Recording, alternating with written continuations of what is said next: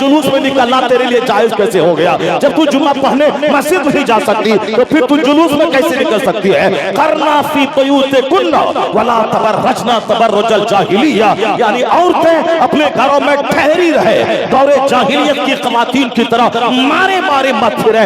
आज जितना फितना है दुनिया में, ज़िना का फितना, बलात्कार का फितना, बदनिकाही का फितना, औरतों की किडनैप का फितना, औरतों से ज़िना करने का फितना, ये सारा फितना सिर्फ बेपर्दगी की वजह से, बेहयाई की वजह से, बेशर्मी की वजह से, औरतों के बाहर मारे मारे फिरने की वजह से इस्लाम पैगाम देता है कि औरतों घर में ठहरी रहो, अपनी इज्जत की हिफाजत करो, कोई कोर्ट कचहरी कोई नहीं रहे, औरतें पर्दे में रहे, ज़िना का खात्मा हो जाएगा, बेशर्मी का खात्मा हो जाएगा। नारे तकबीर, नारे रिसालत, जिक्र शहीद आज़म, सरज़मीन खतोला नूरी नगर। इमाम हुसैन रज़ी अल्लाह तआला अन्हु की कहानी हौसले की कहानी है, सेंटीमेंट की कहानी है, मुसीबतों के बीच में घिर के सब्र करने की कहानी है। अब जरा गौर से सुनिए, मैं सिर्फ वाक़यात की रोशनी में 2-4 बातें आप तक कहना चाहता हूँ। अहले बैत अतहार ने क्या किया है और हमें क्या करना चाहिए। कुरान करीम की एक आयत में मैंने तिलावत की, उसका मफ़हूम मैं बता देता हूँ कि वाक़यात बयान करना मकसद होता है या वाक़यात के पेट से जो नसीहत मिलती है, असल में मकसद वो नसीहत है, वो नसीहत है। अक़ीमी सलात लिज़िक्री, मुझको याद मेरे जिक्र के लिए नमाज कायम करो। नमाज की सूरत है खड़ा होना, नमाज की सूरत है रुकू में जाना, नमाज की सूरत है सजदे में जाना, नमाज की ज़ाहिरी शक्ल है कादे में रहना, नमाज सलाम करने के बाद नमाज मुकम्मल हो जाती है। ये क़याम, ये रुकू, ये सुजूद, ये क़ुऊद, ये सारी चीज़ें नमाज की ज़ाहिरी शक्ल है। और ये नमाज है क्यों? ये असल में अल्लाह के जिक्र की सबसे बड़ी सूरत है कि बंदा कभी खड़े होकर अल्लाह को याद करे, बंदा कभी झुककर अल्लाह को याद करे, बंदा कभी पेशानी ज़मीन पे रख कर अल्लाह को याद करे, बंदा कभी बैठ कर अल्लाह को याद करे। वयज़कुरूनल्लाह क़ियामन व क़ुऊदन व अला जुनूबिहिम व यतफ़क्करून फ़ी ख़ल्क़िस समावाति वल अर्द रब्बना मा ख़लक़्त हाज़ा बातिला सुब्हानका फ़क़िना अज़ाबन्नार। यानी कुरान कहता है ये अल्लाह को याद करने की शक्ल है कि अल्लाह वाले कभी खड़े होकर याद करते हैं, कभी लेट कर याद करते हैं, कभी बैठ के अल्लाह को याद करते हैं। मकसद है अल्लाह का जिक्र करना, मकसद है अल्लाह को याद करना। नमाज की ज़ाहिरी शक्ल है, उसकी रूह है तवज्जुह इल्लल्लाह, सारी दुनिया से कट कर खुदा का हो जाना। अब तवज्जो ही नहीं रही, सिर्फ ढांचा है, क़याम है, क़ुऊद है, सुजूद है, और दिल में बेशुमार दुनिया इसमें पड़ी हुई है। हालत सजदा में भी बंदा खुदा की तरफ ध्यान नहीं लगा सका। वो तो नमाज बेरूह है, वह बेजान है। वो नमाज, जिस नमाज में खुदा की तरफ तवज्जो न हो सके, कंसंट्रेशन न हो सके, वो नमाज बेरूह है। नमाज की रूह क्या है? तवज्जो इल्लल्लाह। नमाज की रूह क्या है? सारी दुनिया से कट के खुदा का हो जाना।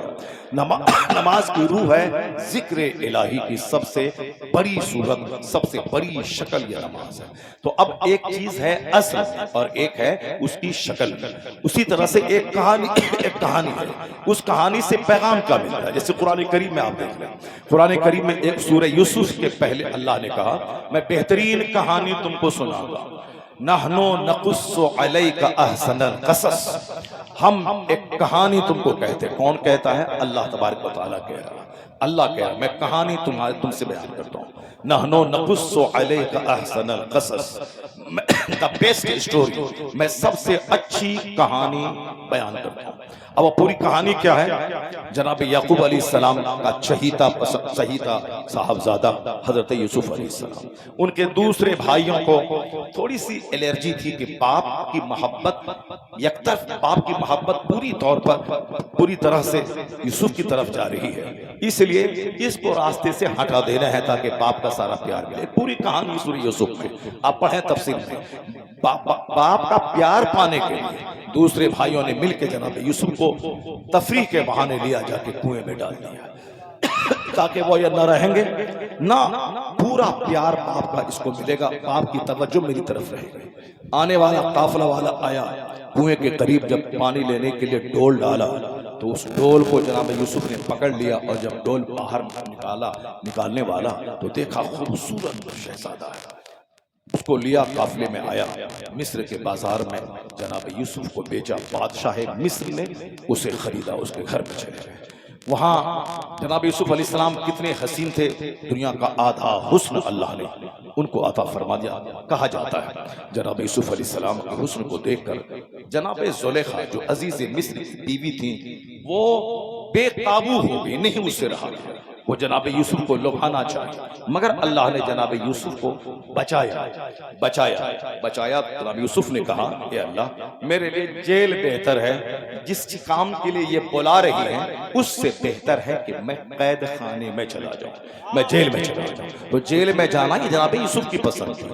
آج بھی لوگ نور اس طرح حاصل کریں کہ جس طرف وہ بلا رہی ہے اس سے بہتر ہے کہ میں گاؤں چھوڑ کے چلا جاؤں، اس سے بہتر ہے کہ میں اسکول چھوڑ کے چلا جاؤں۔ جس کی طرف یہ لڑکا مجھ کو بلا رہا ہے اس سے بہتر ہے کہ میں گریجویشن کرنا چھوڑ دوں، اس سے بہتر ہے کہ میں یہ اسکول چھوڑ دوں، میں یہ کالج چھوڑ دوں، میں کوچنگ سینٹر چھوڑ دوں۔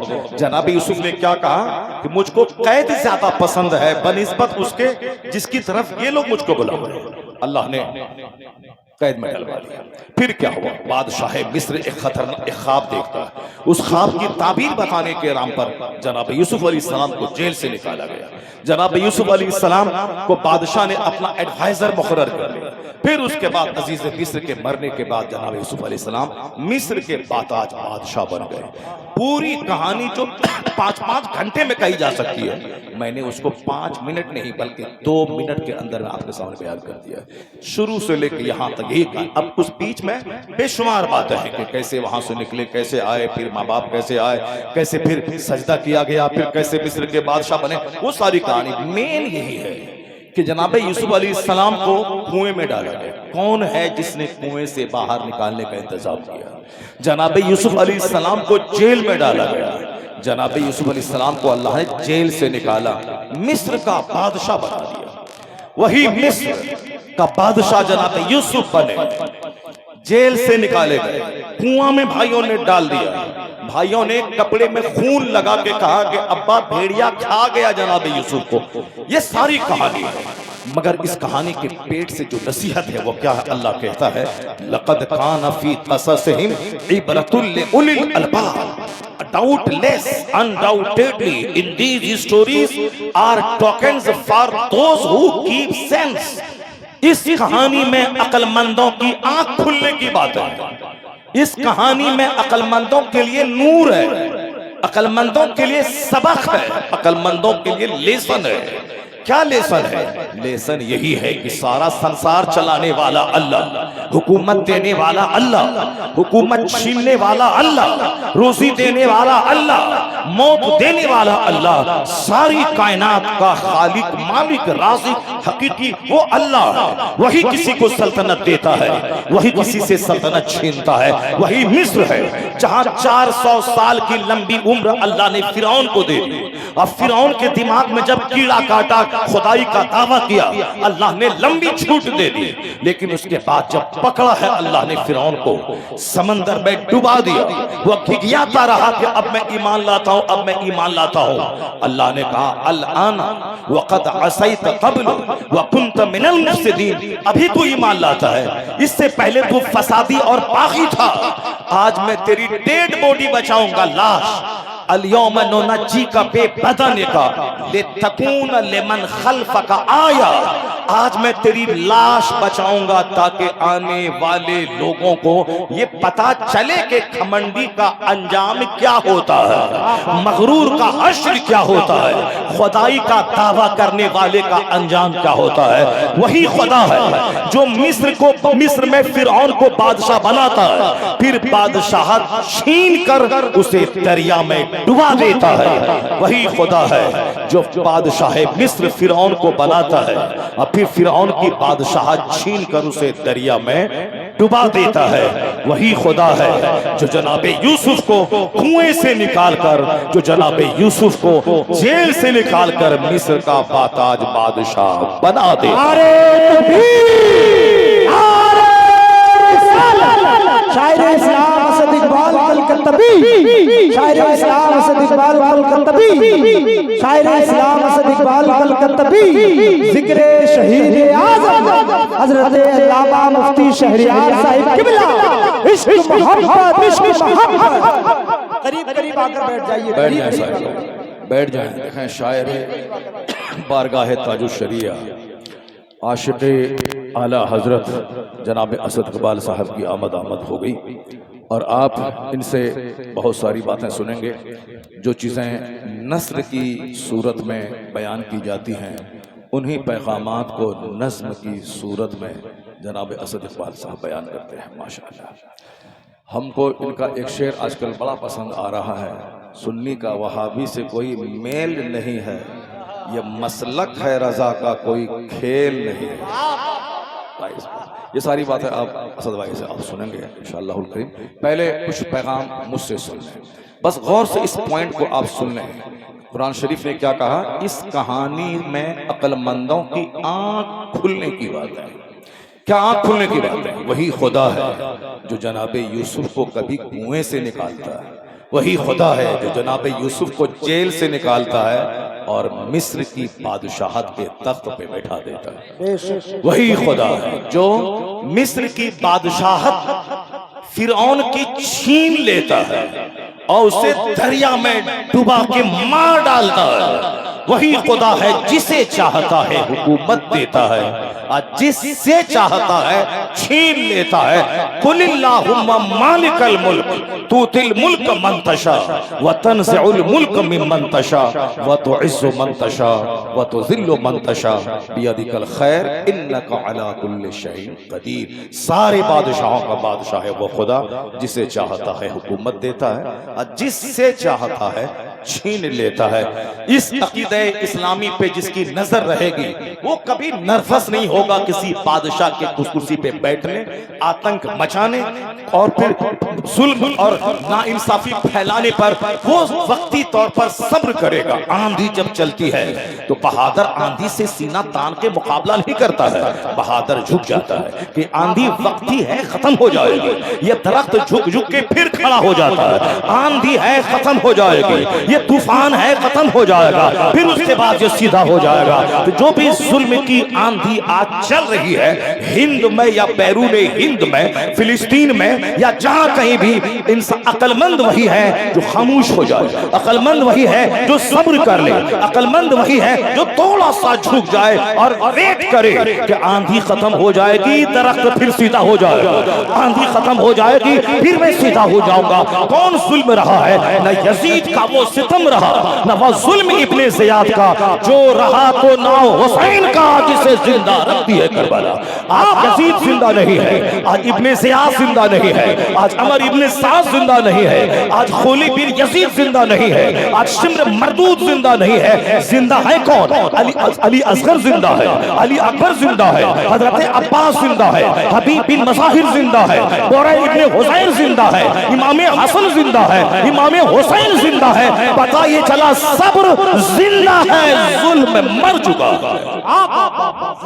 सब्र जिंदा है और जुल्म मर चुका है। ये हमेशा क़यामत तक का फार्मूला है कि जुल्म मरने के लिए ही आया है और सब्र जिंदा रहने के लिए आया है। आज नमरूद जिंदा नहीं है, आज इब्राहिम अलैहिस्सलाम जिंदा है, आज फिरौन जिंदा नहीं है, आज मूसा अलैहिस्सलाम जिंदा है, आज अबू जहल जिंदा नहीं है, आज पैगंबर आज़म मुस्तफा जाने रहमत अलैहिस्सलाम जिंदा है, आज यजीद जिंदा नहीं, आज हुसैन जिंदा है। जुल्म जिंदा नहीं है, आज सब्र जिंदा है, ताकि सारी दुनिया जुल्म से बाज आ जाए, आतंक से बाज आ जाए, सारी दुनिया अत्याचार से बाज आ जाए, दूसरों को सताने से बाज आ जाए। दुनिया में उस वक्त सुकून मिलता है जब दुनिया में अदल कायम हो, दुनिया में इंसाफ कायम हो, दुनिया में सदाकत कायम हो। दुनिया में पैसा बढ़ जाने से सुकून नहीं मिलता, दुनिया में अदल बढ़ने से सुकून मिलता है, सच्चाई बढ़ने से सुकून मिलता है, सदाकत बढ़ने से सुकून मिलता है। यही सारा पैगाम इमाम आली मकाम की जिंदगी से सारी इंसानियत को मिल रहा है। एक जाहिरी शक्ल है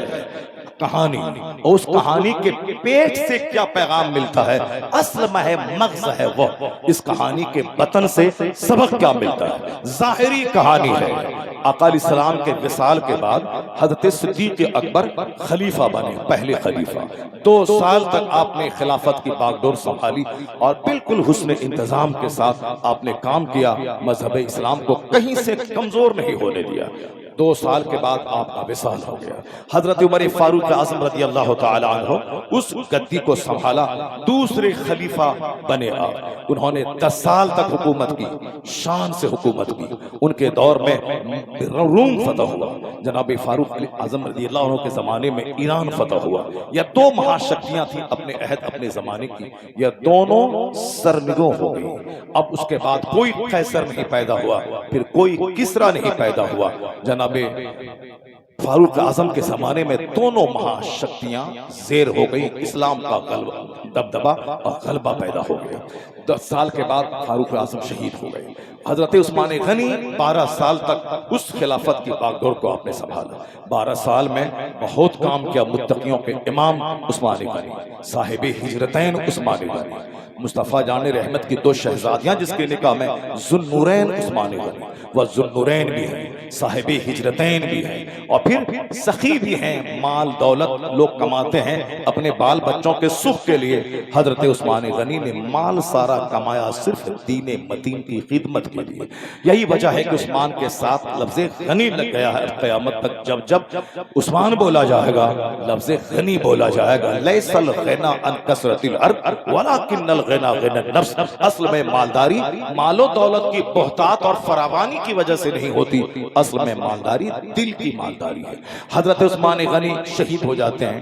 ان کی شہادت کے بعد حضرت مولا علی نے اس گدی کو سنبھالا۔ 6 سال تک آپ نے انتہائی سلیقہ بندی اور حکمت کے ساتھ چند چھوٹے موٹے واقعات اور مشکلات کے باوجود آپ نے صبر کی رسی کو مضبوطی سے تھامے رکھا، حکمت کے ساتھ اسلام کو کی شکل کہیں سے بگڑنے نہیں دی، بلکہ خلافت راشدہ کی جو کڑی تھی، آخری کڑی خلیفہ 4 بن کر حضرت مولا علی نے بہت بڑی دین کی خدمت آپ نے انجام دی۔ مولا علی شہید ہو گئے۔ صبح سویرے فجر کی نماز کو جاتے تھے، آس پاس کے لوگوں کو جگاتے ہوئے جاتے تھے۔ اسی وقت دشمن نے اسی وقت کا سلیکشن کیا، جس وقت یہ فجر کے لیے گھر سے اٹھ کے آس پاس کے لوگوں کو جگاتے ہوئے جائیں گے، اس وقت ان کو میں شہید کر دوں گا۔ تو دشمن نے اسی وقت ہاتھ لگا کے آپ پر خطرناک وار کیا۔ مولا علی رضی اللہ تعالیٰ عنہ شہادت کا جام پی لیے۔ ان کی شہادت کے بعد 40,000 عرب نے حضرت امام حسن کے ہاتھ پر بیعت کی، ان کو اپنا خلیفہ مان لیا۔ یہ وہ ہسٹری میں نے آپ کے سامنے بیان کی، جو ہسٹری ایک لمبی طویل ہسٹری ہے، بالکل شارٹ کر کے تاکہ سارا فیگر آپ کے دماغ میں آ جائے کہ کربلا کی جنگ کیوں ہوئی اور کربلا کا واقعہ کیوں پیش آیا۔ میں نے آپ کو بتایا کہ اسلامی اسٹیٹ جو مدینے میں قائم ہو چکی تھی، آقا علیہ السلام اس کے کیل کانٹے سب درست کرنے کے بعد، چونکہ حضور کو اللہ کے وعدے کے مطابق موت کا مزہ چکھنا تھا، اور پھر اپنی قبر میں رہ کر، مومنوں کے گھروں میں رہ کر، مومنوں کے دلوں میں رہ کر، مومنوں کے کام کو دیکھنا تھا کہ میں نے جو باغ لگایا ہے، میرا غلام اس باغ کی سینچائی کیسے کرتا ہے، اس کی رکھوالی کیسے کرتا ہے۔ اب میرے غلام کریں گے، اب اور وہ میرا بادشاہ اپنی قبر انور سے ہم غلاموں کے حالات کا جائزہ لے گا۔ فنبی اللہ حی، اللہ کے نبی زندہ ہے اور روزی دیے جاتے ہیں، وہ میرے احوال، میرے اعمال، میری ایکٹیویٹیز کا مشاہدہ کرتے ہیں کہ دیکھیں میرا کون غلام بہادر ہے، کون بادشاہت کی لگام تھام کے عدل سے کام لیتا ہے، کون ظلم کرتا ہے، وہ سب کچھ نظارہ کر رہے۔ چونکہ سب دن بظاہر زمین پہ دنیا میں سب کو رہنا نہیں ہے، اس لیے آقا چلے گئے۔ حضور نے جس طرح سے اب باغ لگایا تھا، جیسی سینچائی کی تھی، اس کا نتیجہ دیکھا گیا کہ صدیق عمر عثمان علی نے کس طریقے سے اسلام کو 1 انچ کہیں سے دبنے نہیں دیا، بلکہ سبوں نے اپنی اپنی خدمتوں سے اسلام کی بے پناہ خدمت کی، جس سے اسلام کا چمن آج پوری دنیا میں ہرا بھرا ہے اور مسکرا رہا ہے۔ یہ چاروں ہیں جن کی خدمتیں اتنی ہیں کہ کل قیامت کے دن جب اللہ ان چاروں یاروں کو مقام بلند عطا کرے گا، تب ساری دنیا جان پائے گی۔ تو صحابہ تو 1,24,000 کم و بیش تھے، مگر یہ چاروں یاروں نے جانثاری کا، وفا کا حق ادا کر دیا۔ اسی لیے یہ چاروں یار کی کہانی پوری دنیا میں مشہور ہے۔ مولا علی شہید ہو گئے، ان کا بڑا بیٹا امام حسن اس نے اس گدی کو سنبھالا 6 مہینے تک امام حسن خلیفہ رہے، اس لیے 5واں خلیفہ راشد امام حسن رضی اللہ تعالیٰ عنہ 6 مہینے تک 30 سالہ جو خلافت راشدہ ہے اس کی تکمیل ہوئی، اس کی تکمیل ہوئی 30 سالہ خلافت راشدہ جس کے بارے میں حضور نے کہا تھا وہ امام حسن رضی اللہ تعالیٰ عنہ کی 6 سالہ دوری حکومت لے کر وہ 30 سالہ خلافت راشدہ کی تکمیل ہوئی۔ اس کے بعد امیر معاویہ جو بادشاہ دمشق جو گورنر دمشق تھے، جو دمشق کے گورنر تھے، 20 سال بحیثیت گورنر 20 سال بحیثیت حاکم رہے۔ جناب امیر معاویہ وہاں سے آپ آ گئے کوفہ۔ امام حسن رضی اللہ تعالیٰ عنہ نے دیکھا کہ جناب امیر معاویہ آئے ہیں، ان کے ساتھ ایک زبردست فوج ہے، کا مطلب وہ خلافت کی دعویداری لے کر کے آئے ہیں کہ خلافت میں کروں گا۔ امام حسن رضی اللہ تعالیٰ عنہ زاہدوں کے سردار امام حسن، فقیروں کے درویشوں کے امام امام حسن۔ امام حسن وہ کمزور درویش نہیں تھے، اختیارات کی موجودگی میں جو انہوں نے زہد کا مظاہرہ کیا ہے یہ قابل داد ہے۔ امام حسن کے منہ میں حضور نے اپنا لعاب دہن ڈالا، امام حسن حسین دونوں بھائیوں کی پیشانی کو چوما تھا، دونوں بھائیوں کو اپنے کاندھے پہ سوار کیا تھا، دونوں بھائیوں سے بے پناہ امیدیں مصطفیٰ جان رحمت کو تھی، اس لیے لاڈ سے ناج سے امام حسن امام حسین کو مصطفیٰ نے پالا تھا۔ کہا جاتا ہے کہ سر سے لے کے ناف تک امام حسن مصطفیٰ کی بالکل شبیہ تھے اور ناف سے لے کے پاؤں تک امام حسین مصطفیٰ کی شبیہ تھی، یعنی دونوں نواسوں کو کھڑا کر دیں مصطفیٰ کی تصویر بن جاتی تھی، یعنی ایک حسن جمال کا ایک نمونہ تھا۔ ان دونوں کو دیکھنے کے بعد صحابہ کرام کا کلیجہ ٹھنڈا ہوتا تھا۔ آقا علیہ السلام کے وصال کے بعد ان دونوں میں بہادری اور سخاوت اور دین کی خدمت کا جذبہ کوٹ کوٹ کے بھرا ہوا تھا۔ ان سے بڑا کوئی حاجی نہیں، 25 حج پیدل امام حسن امام حسین نے کیے، پیدل اعلیٰ قسم کا گھوڑا موجود تھا، مگر امام حسین اپنے پاؤں کو خدا کی راہ میں گرد آلود کرنے کے لیے، چونکہ حضور نے کہا ہے کہ جس کے پاؤں میں دھول لگ جائے، گرد آلود ہو جائے، جہاں جہاں تک وہ دھول جائے گی اس پہ جہنم کی آگ حرام ہو جائے گی۔ مسجد آتے جاتے دھول لگے، مدرسہ آتے جاتے دھول لگے، یہ جلسہ جو اسی درسگاہ کی ایک شکل ہے، مدرسے میں دین سکھایا جاتا ہے تو جلسہ گاہ میں بھی دین سکھایا جاتا ہے۔ آج کے اس فتن و فساد کے وقت میں آدمی گھر میں بھی بیٹھا ہے تو بھی گناہ کر رہا ہے، گھر سے باہر چائے کی دکان پہ گئے وہاں بھی گناہ ہے، ہر طرف گانے بجانے کا ماحول ہے۔ کوچ بس میں سفر کریں گانا بجا رہا ہے، فلائٹ میں سفر کریں وہاں ادھ ننگی نیم برہنہ ایئر ہوسٹس آپ کی نگاہوں کو گندہ کرنے کے لیے تیار ہے۔ ہر جگہ گھر میں ہے تو سکون ہے، گھر سے باہر نکلے ہر طرف گناہ ہی گناہ ہے۔ 1 گھنٹہ گناہوں سے سیف آپ بتا دیجئے، 5 گھنٹے گناہوں سے محفوظ گزار کے آپ بتا دیجئے۔ یہ جلسہ جب تو جہاں 4 گھنٹے کا جلسہ، 3 گھنٹے کا جلسہ، یا اس فتن و فساد کے وقت میں ایک چلتی پھرتی خانقاہ ہے یہ جلسہ۔ آج اگر 3 گھنٹے سے آپ بیٹھے ہوئے ہیں، زبان گناہوں سے سیف ہے، آنکھ گناہوں سے سیف ہے، کان گناہوں سے سیف ہے۔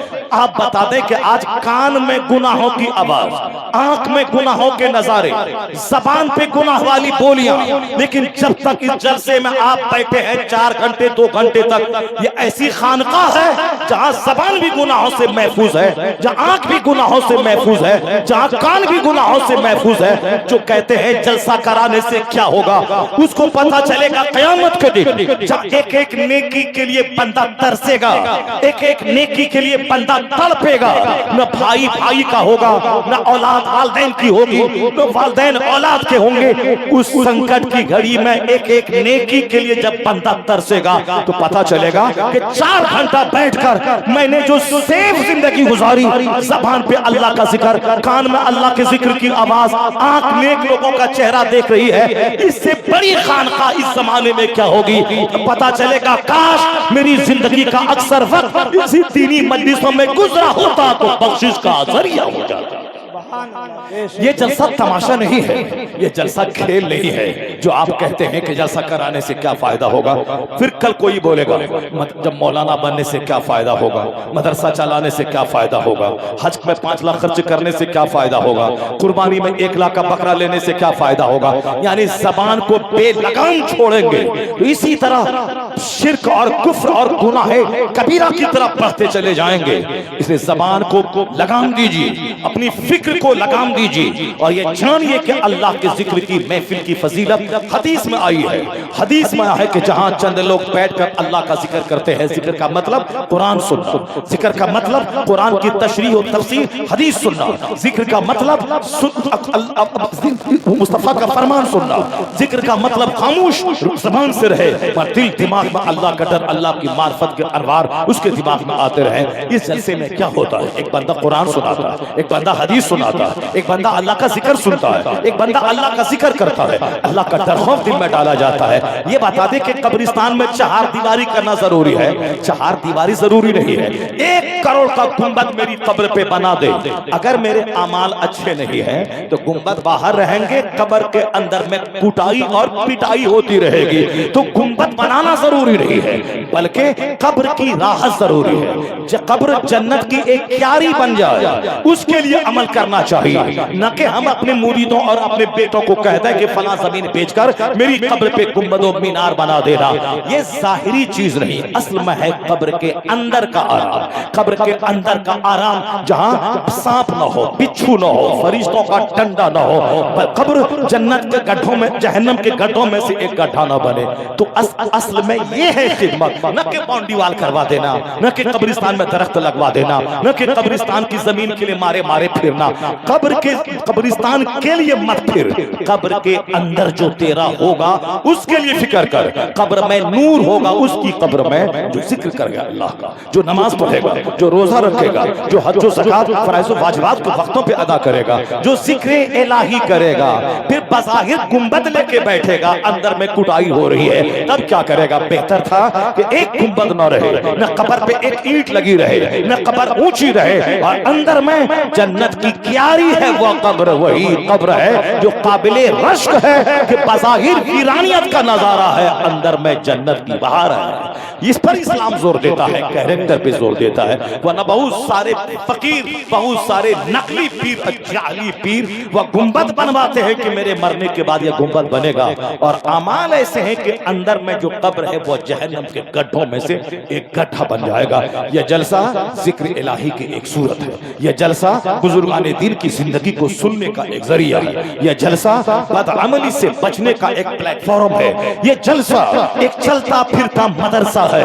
مدرسے میں 10 سال تک 1000 کتابیں پڑھی جاتی ہیں، اس 1000 کتابوں کا نچوڑ 1 گھنٹے کے اندر میں جلسے میں لوگوں کے سامنے بیان کیا جاتا ہے۔ آپ ہی 1 گھنٹے سے میری تقریر سن رہے ہو، 1 سیکنڈ بھی تم کہیں سے نکال دے کہ تمہاری تقریر 1 سیکنڈ بھی دین سے ہٹ کر قرآن حدیث کی صداقت و سچائی سے ہٹ کے ہے، 1 سیکنڈ آپ نہیں نکال پائیں گے۔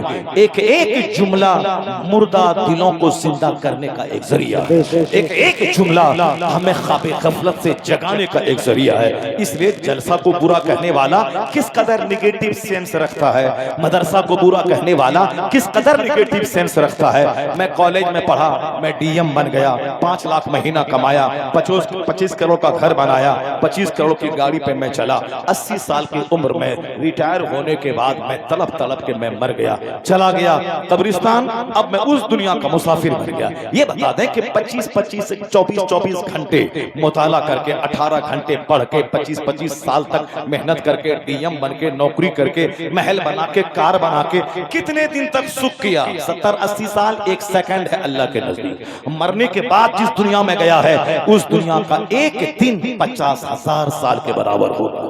اصل میں عزت وہاں کی، اصل میں تکلیف وہاں کی۔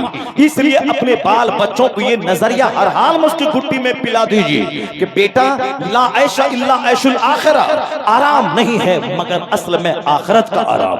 تکلیف نہیں ہے دنیا میں، کیا تکلیف ہے؟ اصل تکلیف جہنم کی تکلیف۔ آج جو میرا گھر اجڑ گیا، میرے بچے اجڑ گئے، میرا معاشرہ اجڑ گیا، اسی لیے کہ مکان کی بات ہے، آخرت کی بات نہیں ہے۔ انجینئر، ڈاکٹر، پروفیسر بننے کی بات ہے، जन्नती बनने की बात नहीं है, दुनिया भर की फिजिक्स केमिस्ट्री है मगर कुरान की बात नहीं है। इसलिए बच्चा डीएम बनने के बाद भी फेलियर है कि मरने के बाद अब वह खरबों साल की आग में जलेगा। अगर वह आखिरत के बारे में नहीं जाना, अगर उसका ईमान नहीं बच पाया, उसकी नमाज नहीं बच पाई, तो 1 साल 2 साल नहीं, यहाँ तो 18 घंटे मेहनत किया तो 25 साल की नौकरी मिली, लेकिन जहाँ गया है वहाँ का एक दिन 50,000 साल के बराबर है। अब वह 7 खरबों साल आग में जलता रहेगा, वहाँ हमेशा आग में जलेगा, बदन कोयला बनेगा, फिर दूसरा बदन तैयार होगा, फिर उसको आग में तपाया जाएगा। इस हिसाब से दुनिया में सोने का घर हो या मिट्टी का घर, दोनों बराबर है। तो अब आखिरत का नजरिया कहाँ बताया जाता है? जलसे में सिखाया जाता है, मदरसे में बताया जाता है। एक मौलाना 10 साल मदरसे में पढ़ा, नमाजी बना, रोजेदार बना, अल्लाह का डर दिल में पैदा हुआ, वह फूस के घर में रहा, किराए के घर में रहा, लेकिन दुनिया में भी इज्जत ये उसको मिली कि दस्तबोसी होती रही, कदमबोसी होती रही, किराए के घर में रहने के बावजूद समाज का लीडर, समाज का रहनुमा वही रहा। मरने के बाद तो जन्नत की पहाड़ें उसके लिए हैं, क्योंकि वह नमाज़े पंजगाना 4 साल की उम्र से पढ़ रहा है। वो मरते दम तक नमाज, रोजे, हज और ज़कात अदा भी किया और दूसरों को अदा करने का पैगाम भी दे रहा है। इसलिए दुनिया में भी उसके लिए हरियाली है। तो डीएम बनने से बेहतर है वो काम करना जिससे दुनिया में इज्जत भी मिले, मरने के बाद जन्नत भी मिले। पर इस्लाम ये नहीं कहता कि तू भिखारी बन जा, तू साइंटिस्ट मत बन, तू डीएम मत बन, आईएएस ऑफिसर मत बन। इस्लाम ये कहता है रब्बना आतीना फिद दुनिया हसना व फिल आखिरत हसना व क़िना अज़ाबन्नार। यानी इतनी मेहनत कर कि दुनिया में भी मालो दौलत की फरावानी रहे, और इतनी मेहनत इबादत में कर कि मरने के बाद जन्नत तेरा इस्तकबाल करे। इसलिए ये दुआ अल्लाह सिखाता है कि तू दुनिया में जद्दोजहद कर, स्ट्रगल कर, मेहनत कर, मुशक्कत कर, हलाल रोजी की तलाश कर, मगर दीन लुटा के नहीं, दीन बचा के, नमाज बचा के, अपनी आखिरत बचा के। ये आवा का आवा पिघला हुआ है, करोड़ों करोड़ घरों में कहीं भी न आखिरत का चर्चा है, न जन्नत का चर्चा है, न इमाम हुसैन की सादगी, उनके फक्र का फाका का चर्चा है, न उनके ज़ुहद का चर्चा है। चर्चा है किसका? ढोल का चर्चा। चर्चा है किसका?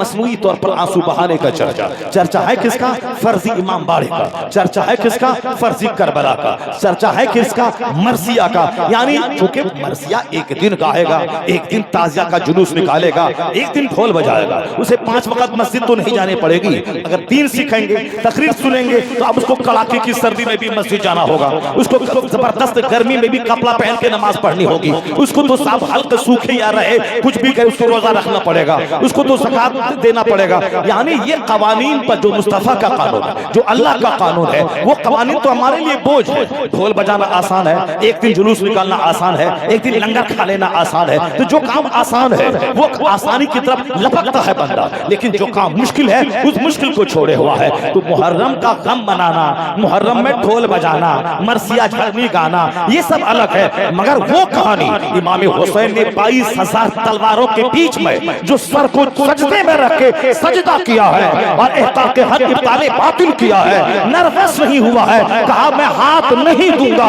इमाम हुसैन ने हजारों जख्म नेज़ों के खाने के बाद जो हक बचाया है उस पर कौन चलेगा? जो हकीकत में करबला की रूह को जानेगा वो यही कहेगा जब मेरा इमाम तलवारों के हुजूम में सजदा किया है तो अब मैं मर जाऊंगा मगर नमाज नहीं छोड़ूंगा, सजदा नहीं छोड़ूंगा। हुसैन ने करबला में सजदा किया, अब मैं अपने मोहल्ले की मस्जिद में सजदा करता रहूं। असल में ये है रूह करबला।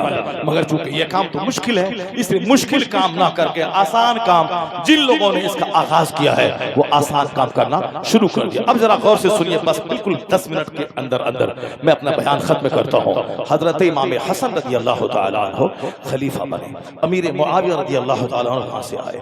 अब वहां पे इमाम हसन अगर चाहते तो 40,000 अरब आपके साथ थे, अमीर मुआविया से लड़ जाते, कहते कि नहीं नहीं मैं तो बादशाह रहूंगा, मेरा नाना सारी कायनात का बादशाह, मेरा बाप रहा खलीफा, बाप के बाद मैं बनूंगा बादशाह, बादशाह खिलाफत मेरा हक है। 40,000 अरब को लड़ा देते, कई हजार लोग मर जाते, कट जाते, मगर कुर्सी बचाने के लिए इमाम हसन वो सब काम कर लिए होते। उनकी जगह अगर कोई दूसरा होता ये कदम उठा देता, मगर इमाम हसन की जो तरबियत मुस्तफा ने की थी इसी दिन के लिए किया था। हुजूर ने कहा था इन्ना इब्नी हाज़ा सय्यदुन लअल्लल्लाह अन युस्लिहा बिही बैन फ़िअतैन मिनल मुस्लिमीन। हुजूर ने कहा था ये मेरा बेटा हसन, ये मेरा बेटा हसन यानी मेरी बेटी का बेटा हसन। मोहब्बत प्यार से लोग नाती को अपना बेटा कहते हैं। हुजूर कहते हैं ये मेरा बेटा हसन सरदार है, ये सरदार है, इसके जरिए अल्लाह दो गरोह में सुलह पैदा कर देगा। इमाम हसन आगे बढ़े, समाज में दो गरोह दोनों आपस में ऐंठने वाला, जिद पे अड़ा रहने वाला, कभी सुलह पैदा नहीं होगी। एक को पहल करना होगा, एक को आगे बढ़ना होगा। इमाम हसन ने वो सीना चौड़ा दिखलाया और अमीर मुआविया से कहा मैं कटने नहीं दूंगा, मैं लोग लाखों को ज़बह होने नहीं दूंगा। अपने अंदाज से बताया मैं मुसलमानों को कटने नहीं दूंगा। आप आए हैं ठीक है, 3 शर्तों के साथ इमाम हसन ने खिलाफत अमीर मुआविया के हवाले कर दिया। गर्दन कटाना आसान है, कुर्सी की कुर्बानी ये मुश्किल है। दुनिया में लोग गर्दन कटा देते हैं, बस सत्ता नहीं छोड़ते हैं, कुर्सी नहीं छोड़ते हैं, मगर इमाम हसन वो नवासा है मुस्तफा का जिसने गर्दन भी कटाई है और कुर्सी की कुर्बानी भी की है। यह सत्ता की कुर्बानी इतनी बड़ी कुर्बानी है कि जो अहले फिक्र है वो जानते हैं इमाम हसन ने बहुत बड़ा बलिदान, बहुत बड़ी कुर्बानी दी थी। अमीर 40,000 अरब इनकी तरफ से लड़ने को तैयार है, मगर मुसलमानों में खून रेज जंग से बचाने के लिए एक जाहिद और दुर्वेश की तरह, मुस्तगनी और बेनियाज की तरह इमाम हसन ने शरीयत और सुन्नत पर अमल करते हुए खिलाफत अमीर मुआविया को दे दी, मदीना चले गए। अब एक बात काबिल गौर है, यहाँ मतलब क्या है, जब कभी इस तरह की नौबत आ जाए कि दुनिया को इख्तियार करें या आखिरत को, ऐसे वक्त में इमाम हुसैन और अहले बैत अतहार ने अपने अमल से बता दिया कि दुनिया को त्याग देना है, आखिरत को बचा लेना है। जहां ईमान और कुफ्र की जंग हो, हजार दुनिया का नुकसान हो, सारा नुकसान बंदा उठा ले मगर अपने ईमान का सौदा नहीं करे। मेरी बच्ची घुट्टी में गिरा बांध के रख ले, ये दुनिया का ऐश, दुनिया का आराम, दुनिया का हुस्न, दुनिया की दौलत सब प्रोफेशनल और आरजी और वक्ती है, आज है कल खत्म। बस सिर्फ जज्बात पे कंट्रोल। ईमान जो लड़की मुर्तद बन गई मरने के बाद अब तो कोई बख्शिश का जरिया नहीं है, अब तो सदा खरबों अरबों महासंखों सदा के लिए आग में जल गई। एक आदमी बेबद अमल है, बेनमाजी है, रोजेदार है, मगर ईमान है, मुसलमान है, नमाज को फर्ज समझता है, नहीं पढ़ता है। 1 लाख साल, 1 करोड़ साल, 1 महीना, 1 दिन, जितना भी अज़ाब जहन्नम हो, अल्लाह ताला एक न एक दिन फजल फरमा के उनके ईमान की वजह से उनको माफ करेगा, जन्नत जाने का एक सहारा है। लेकिन जो कुफ्र की हालत में मरा उसके लिए तो कुछ नहीं है। 50 खरब कुरान करीम खत्म कर दें, 50 करोड़ सोना का पहाड़ खैरात की तरफ से कर दे, एक सर्रा का सवाब उसको नहीं मिलेगा।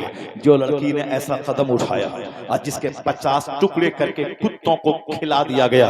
अभी अभी मध्य प्रदेश की कहानी है ना, मुसलमान की एक बेटी कॉलेज में पढ़ रही थी, दूसरे गैर मुस्लिम से प्यार हो गया, प्यार होने के बाद उनके पास चली गई, फिर उसने 2-4 महीना उसके जिस्म से को निचोड़ने और उसकी इज्जत से खिलवाड़ करने के बाद इतने टुकड़े कर डाले कि सारे का गोश्त कीमा बना बना के कुत्तों को खिला दिया। 1 महीने के बाद आज पुलिस को पता चला ऐसा ऐसा हुआ है। रोजाना इस तरह के केस आ रहे हैं। अब क्या है, थोड़ा सा सब्र कर ले, थोड़े से सीने पे सब्र का पत्थर रख ले। ऐसा नहीं कि सिर्फ किसी को दिल देने के लिए मैं पैदा हुई हूं या मैं पैदा हुआ हूं, यही एक छोटा सा काम है दुनिया में। ठीक है, ये आशिक मिल गया, कल रोटी नहीं मिलेगी तो क्या करेगा, आशिक का मुंह देख के जिंदा रह जाएगी? नहीं नहीं, दुनिया में बेशुमार गम है, ये एक मामूली सी बात है। इसलिए निगाहों की हिफाजत कर, अपने सीने पे सब्र का पत्थर रख ले। दुनिया सर्रा है, आखिरत मिसले समंदर के मानिंद है। इसलिए अपने तमाम बाल बच्चों को यह बात बता दे। इमाम हसन ने भी वही बताया और आगे मैं बताऊंगा कि इमाम हुसैन ने भी वही बताया कि ये दुनिया एक सर्रे नाचीज है, आखिरत मिसले समंदर के है। और जब दुनिया और आखिरत आपस में टकराने लगे तो दुनिया को थूक देना, आखिरत को गले लगा लेना। इमाम हसन ने कुर्सी की कुर्बानी दे दी, अब दुर्वेश बनकर मदीने में आके जिंदगी गुजारने लगे। कुछ लोगों ने कहा शेम शेम शेम, کیا کہا؟ شیم شیم شیم. مجھ سے زیادہ آپ سمجھ سکتے ہیں شیم کا کیا مطلب ہے. مطلب ہے کہ آپ نے شرم والا کام کیا ہے, آپ نے مسلمانوں کی گردن جھکا دی ہے. آپ آر المسلمین ہیں, مسلمانوں کے لیے آر ہے. کیوں؟ 40,000 عرب آپ کی طرف سے جان دینے کو تیار تھے, پر آپ نے بزدلی دکھا کر حضرت امیر معاویہ کو آپ نے خلافت دے دی. آپ شیم ہیں, شیم ہے. امام حسن نے نہیں بولا ارے تو ہم کو شیم بولتا ہے میں تیری گردن کاٹ دوں گا, میں علی کا بیٹا ہوں, شیر خدا کا شہزادہ ہوں, تو ہم کو آر بولتا ہے میں تیری گردن کاٹ دوں گا, مار دوں گا. یہ تو آج کل کے چھچلے قسم کے لوگ جس کا کوئی بڑا مقصد نہیں, جو ریئلٹی کو جانتا نہیں, جو بالکل صرف ایک مکھی گھاؤ کھوجنے کے لیے بس ذرا سا تلاش کرے کہاں کیا کون کیا بولا. ایک 3 گھنٹے کی تقریر میں 99% باتیں جو زندگی سنوارنے کی باتیں ہیں, جو زندگی میں روشنی دینے والی باتیں ہیں, ان ساری باتوں کو تاک پہ رکھ دینا. اب بہت بڑا IAS آفیسر اور اسمارٹ بنتے ہوئے بہت بڑا سوشل میڈیا میں منہمک رہنے والے بہت بڑے محدث, بہت بڑے فقیہ, بہت بڑے رائٹر بن کر ایک جملہ کی گرفت کر لینا, بڑے محقق بن گئے ہیں, بڑے محقق بن گئے ہیں. ایک جملہ کی گرفت کر لینا. آدمی تو بولتا ہے کبھی کبھی, اکثر باتیں 70%, 80%, 90% اس طرح کی باتیں لوگ بول کے کہنا چاہتے ہیں کہ اکثر یعنی زیادہ تر باتیں. فتویٰ رضویہ میں اعلیٰ حضرت نے لکھا ہے اکثر وہ قصے کہانیاں جو محرم الحرام کے موقع سے بیان کیے جاتے ہیں وہ سب کے موضوع من گھڑت ہے, اس سے بچنا چاہیے سننے سے.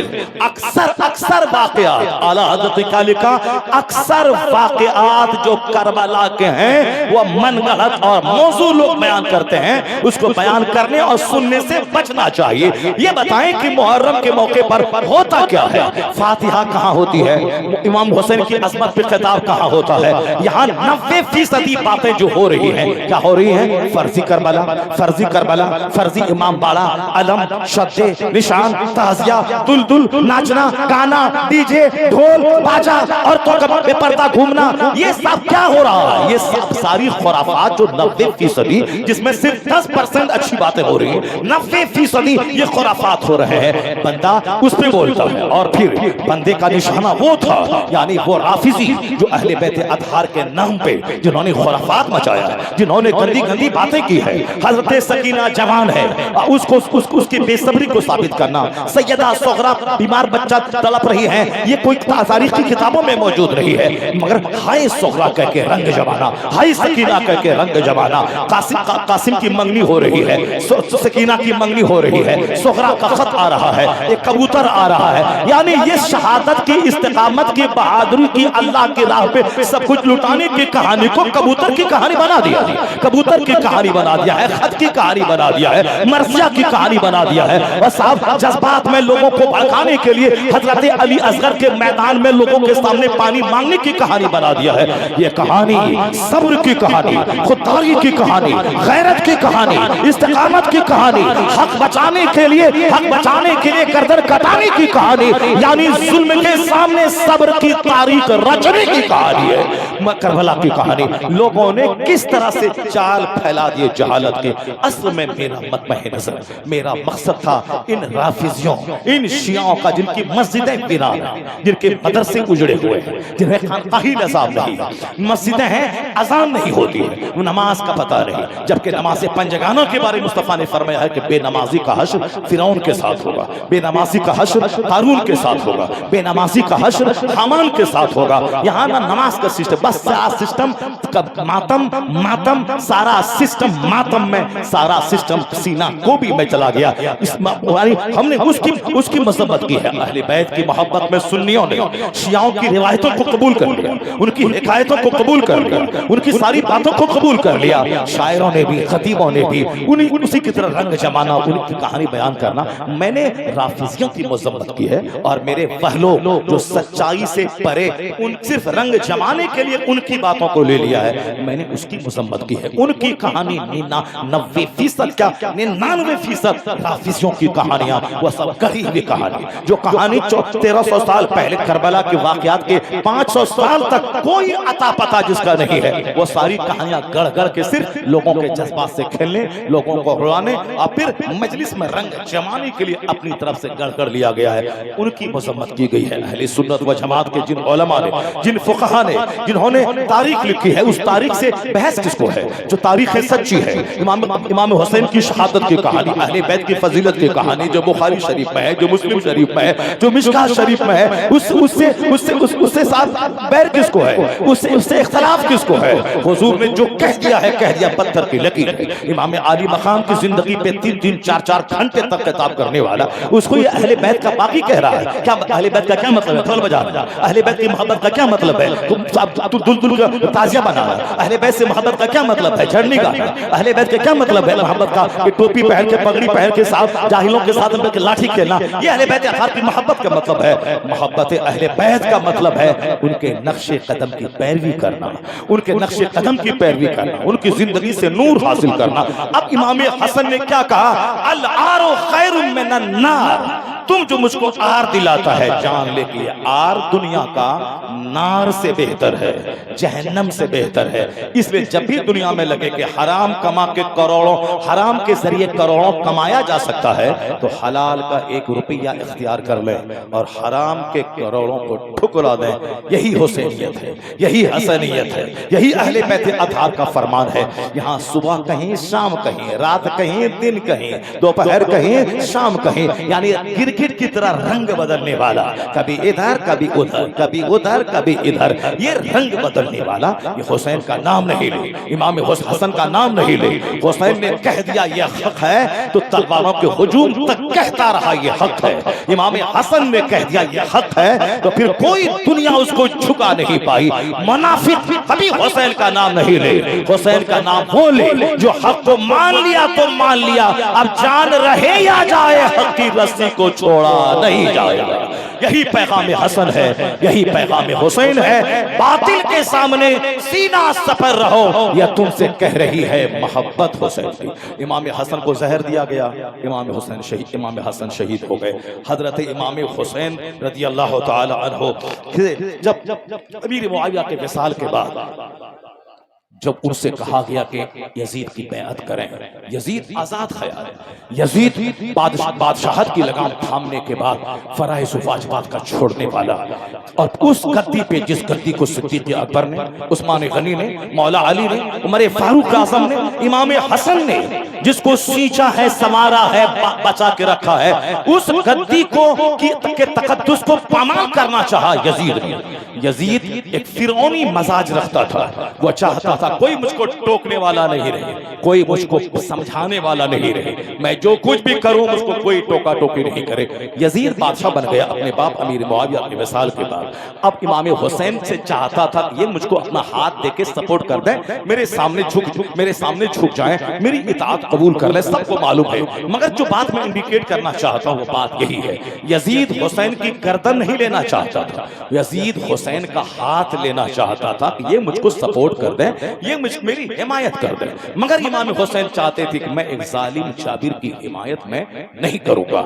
امام حسین کہہ دیتے کہ ٹھیک ہے چلو، جو تم آخرت کا اپنا ذمہ دار ہو، تم کو جو کہا کرو، میں تجھ کو مانتا ہوں کہ تو میرا بادشاہ خلیفہ ہے، 4 لاکھ درہم ہر مہینے تجھ کو دینا ہوگا، مدینے کا گورنر مجھ کو بنا دو، تم کو دمشق میں جو دھمال مچانا ہے، شراب پینا ہے، بدکاری کرنی ہے، جو کرنی ہے تم کرتے رہو، مدینے کی گورنری مجھ کو دے دو اور 3 لاکھ روپے مہینہ مجھ کو دے دو۔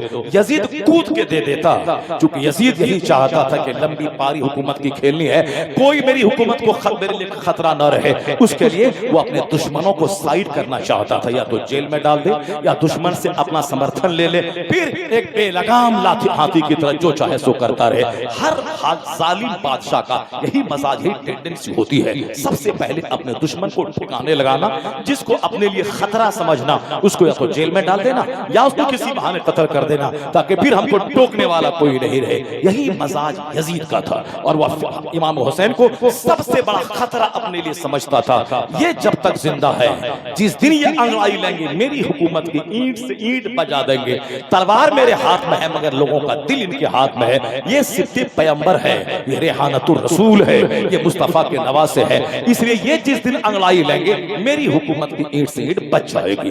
وہ کہتا تھا حسین مجھ کو سپورٹ کر دے بس تاکہ کوئی ہم کو ٹوکنے والا نہ رہے۔ حسین کہتے تھے کبھی ایک آزاد خیال، کبھی ایک شریعت کی فکر نہ رکھنے والے کو میں کبھی اس ظالم و جابر کو سپورٹ نہیں کروں گا۔ اسی درمیان امام حسین نے مدینہ کو چھوڑ دیا، کیونکہ جانتے تھے یزید کی بیعت نہ کرنے کا مطلب ہے کہ کسی بھی سوراخ میں چھپ جاؤں یزید مجھ کو وہاں سے ڈھونڈ نکالے گا۔ اب ایک طرف مدینے کی گورنری، مدینے کا عیش، مدینے میں ہاتھ چموانا، آرام سے رہنا، مدینے میں کھانا پینا، کربلا کے میدان سے بچ جانا، اور ایک طرف ہے بھوک کا راستہ، پیاس کا راستہ چن کر اپنی ظاہری دنیا لوٹا دینا، نانا کی امت کو بچانا۔ ایک طرف دنیا، ایک طرف آخرت، یا دونوں چیزیں سامنے ہیں۔ ایک طرف مدینے کا آرام، مدینے کا عیش، مدینے کی دست بوسی، مدینے کی قدم بوسی، اور دوسری طرف بھوک کا راستہ، پیاس کا راستہ، بال بچوں کے قتل کا راستہ۔ حسین نے فیصلہ لیا دنیا آج ہے کل ختم، مجھے نانا کے پیار کا بدلہ چکانا ہے، مجھے اپنے وعدہ وفا کرنا ہے، مجھ کو شریعت بچانا ہے۔ عیش کو ٹھوکر مار دی، اپنا آرام کو کچل دیا، اور بظاہر دنیا کی تباہی کا راستہ قبول کر لیا، مگر مصطفیٰ کی امت کو بچانے کے لیے نکل پڑے بھوک اور پیاس کی راہ پہ، نکل پڑے کربلا کی راہ پہ۔ 150 سے زیادہ خطوط مکہ آ گئے، اپنے بھائی مسلم بن عقیل کو بھیجا، حالات کا جائزہ لینے بھاگ گیا، دیکھا بے شمار لوگوں نے امام حسین کی بیعت ان کے ہاتھ میں کر لی، وہاں سے خط لکھا، صحابہ کرام سمجھاتے رہے، شہادت کھینچتی رہی۔ امام حسین مسلم بن عقیل کے خط آنے کے بعد کوفہ روانہ ہوئے، جب وہاں گئے دیکھا 22,000 کی فوج، اور کہا یہ تمہارا خط، کہا وہ خط میرا نہیں ہے، یعنی بے وفائی کی تاریخ رچ دی کوفہ والوں نے۔ کہا بیعت لیجئے، اور اس کے بعد اس کے علاوہ کوئی راستہ نہیں، کہا مجھے مدینہ واپس جانے دو، کہا نہیں، سرحد اسلام پہ جانے دو، کہا نہیں، کہا پھر کیا کرنا ہے، کہا اب ہاتھ دے دیجئے یزید کو، بس سارا مسئلہ حل ہو جائے گا۔ حسین نے کہا نہیں دوں گا ہاتھ، نہیں دوں گا، فاسق کو اپنا امام نہیں مانوں گا، ایک ظالم کو اپنا رہبر، اپنا خلیفہ نہیں تسلیم کروں گا۔ کہا نہیں تو پھر موت کے لیے تیار رہے۔ امام حسین نے کہا اب تیری مرضی میں جو آئے سو کر۔ اب یہاں جنگ کس بات کی ہے؟ جنگ ہے ہاتھ لے کے رہوں گا، اور یہاں جنگ ہے ہاتھ نہیں دوں گا۔ اب جیتا کون ہارا کون، بس یہی ہے کربلا کی جنگ۔ حسین نے کہا ظالم کو ہاتھ نہیں دوں گا، ظالم نے کہا سارا بہادر، سارا پہلوان، ساری تلوار چلانے والے یودھاؤں کو جمع کر دیا، 22,000، عبید اللہ ابن زیاد، عمر ابن سعد، خونی بن یزید، شمر مردود، یہ سارے کے سارے بہادروں کو جمع کیا۔ کیوں؟ تاکہ حسین تلوار کو دیکھ کے جھک جائے گا، حسین تیر کو دیکھ کر جھک جائے گا، دریائے فرات پہ پہرا، حسین اپنے بال بچوں کی پیاس کو دیکھ کے جھک جائے گا، حسین اپنی مستورات کا غم جب دیکھے گا، شہادت کے بعد اس کا کیا ہوگا، یہ سارا غم حسین کو جھکا دے گا۔ کربلا میں ساری تکلیف جمع ہو گئی، وہاں پردیس میں رہنا، بھوکا رہنا، پیاسا رہنا، تلواروں کے ہجوم میں رہنا، بعد شہادت مستورات کے ساتھ کیا سلوک ہوگا، ان کا صدمہ اور اندیشہ ہونا، یعنی جو مصیبتیں دنیا میں ہو سکتی ہیں ساری مصیبتیں کربلا میں جمع ہے، مگر حسین کی عظیمت کو سلام، حسین کی ہمت کو سلام، حسین کے حوصلوں کو سلام۔ یزید چاہتا تھا حسین کی گردن پہلے نہ کٹے، علی اکبر کٹ گئے تاکہ حسین جھک جائے گا، علی اصغر کٹے تاکہ حسین بچے کی شہادت کو دیکھ کے جھک جائے گا، حضرت حر شہید ہوئے، حبیب بن مظاہر شہید ہوئے، برید بن حسین شہید ہوئے، مسلم بن اوسا شہید ہوئے، عباس علمبردار شہید ہوئے، تاکہ حسین جھک جائے گا، مگر لاشیں گرتی رہی، حسین کا حوصلہ پختہ ہوتا رہا۔ حسین نے گریا کی زندگی کی بھیک نہیں مانگی، یہاں تک کہ ظلم کی تلوار چلی، تیروں کی بارش ہوئی، حسین 72 زخم نیزوں کے، تلواروں کے کھانے کے بعد اپنی پیشانی زمین پر رکھ دی، خدا کی تسبیح پڑھتا ہوا جان آفری کے حوالے کر دیا۔ یزید ہاتھ مل کے رہ گیا کہ حسین کا ہاتھ نہیں لے سکا، 22,000 فوج دکھا کر حسین کا ہاتھ نہیں لے سکا، ساری حکومت کو داؤں پہ لگا کے حسین کا ہاتھ نہیں لے سکا، اور حسین کامیاب ہو گیا کہ لاشوں اور مصیبتوں کے ہجوم میں بھی اپنا ہاتھ بچانے میں کامیاب ہو گیا۔ نہ یزید کا وہ ستم رہا، نہ وہ ظلم ابن زیاد کا، جو رہا تو نام حسین کا جسے زندہ رکھتی ہے کربلا۔ حسین اپنا ہاتھ بچانے میں کامیاب ہو گئے۔ یزید ساری طاقت جھونک کے بھی حسین کا ہاتھ نہیں لے پایا۔ لوگ کہتے ہیں حسین ہار گئے، یزید جیت گیا۔ نہیں نہیں، یا تو نظریاتی جنگ تھی، یا نظریہ یہی تھا کہ حسین کیسے نہیں جھکے گا، جھکا کے دم لیں گے۔ حسین نے بتا دیا کہ ایسے نہیں جھکا جاتا ہے، لاشوں کے انبار پہ بھی حق پہ ڈٹا جاتا ہے، نانا کی شریعت کو بچایا جا سکتا ہے۔ حسین کی شہادت نے یزید کو کمزور بنا دیا، اس کو بونا بنا دیا، ساری دنیا میں یزید پر تھو تھو ہونے لگی۔ حسین کٹ کے بھی اسلام کو زندگی دے گئے۔ اس راج سے واقف ہیں زمانے والے کہ زندہ ہیں محمد کے گھرانے والے، مٹ گئے مٹتے ہیں مٹ جائیں گے آخر شبیر تیرا نام مٹانے والے۔ آج سماج کو منافق کی نہیں سچے حسینی کی ضرورت ہے، سماج کو یزیدی کی نہیں آج سچے حسنی اور حسینی کی ضرورت ہے، سماج کو کھیل تماشے کی نہیں سماج کو سچی روایت سچی حکایت کی ضرورت ہے۔ اتنی بڑی کہانی کو لوگوں نے تماشا بنا دیا، اتنی بڑی روشنی سے بھرپور کہانی کو لوگوں نے ڈی جے اور بینجو اور ڈھول تماشے کی طرف نظر کر دیا۔ معاذ اللہ، ہزار بار معاذ اللہ۔ اللہ تبارک و تعالی امام علی مقام رضی اللہ تعالی عنہ کے صدقے ہم سبوں کو حق پر مرتے دم تک ڈٹے رہنے کی توفیق عطا فرمائے، دشمنوں کے ہجوم میں نرفس نہیں بلکہ باطل کو ہمیشہ سرنگو رکھنے اور حق کو ہمیشہ غالب رکھنے کا جذبہ عطا فرمائے۔ وہ حالات ہند میں پیدا ہو گئے ہیں، یزید بن کے جھک کے گھگیا کے زندگی کی بھیک نہیں مانگیے گا کہ ہم کو بچنا ہے، بال بچے کو بچنا ہے، ہم آپ کو مان لیتے ہیں، نہیں ایسا کبھی نہیں ہوگا۔ سچا حسینی مر جائے گا، لٹ جائے گا، مگر اپنے ایمان کو بچانے میں کامیاب ہو جائے گا۔ وہ وقت اگر آ جائے کہ دین لو یا دنیا لو، دنیا کو تھوک دینا، ٹھوکر مار دینا، اپنا دین بچا لینا، حق کے سامنے حق کی حمایت کرتے رہنا، باطل سے دب کے جینا ہے توہین زندگی، یہ تم سے کہہ رہی ہے محبت حسین کی۔